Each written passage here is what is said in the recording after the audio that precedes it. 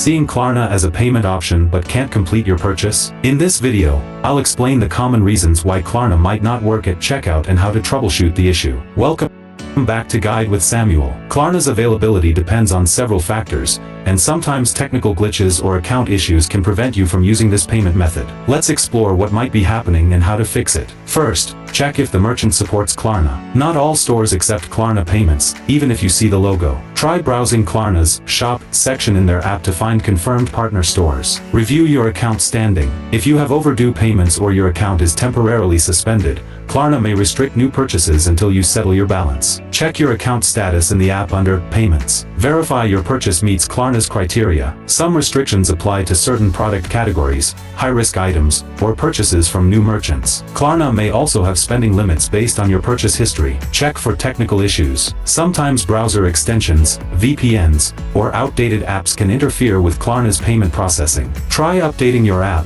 using a different browser, or disabling extensions temporarily. A crucial pro tip: if Klarna consistently fails at a specific merchant, try making a smaller test purchase first. Some merchants have transaction limits, and starting small can help identify if there's a minimum or maximum purchase amount requirement. Understanding these common blockers helps you quickly identify why Klarna isn't working and get back to shopping smoothly. If this troubleshooting guide helped you identify the issue, please give it a like. Have you found certain stores where Klarna works better than others? Share your experiences in the comments below. For more technical solutions, subscribe for our next video on how to fix Klarna when it's not working. Thanks for watching.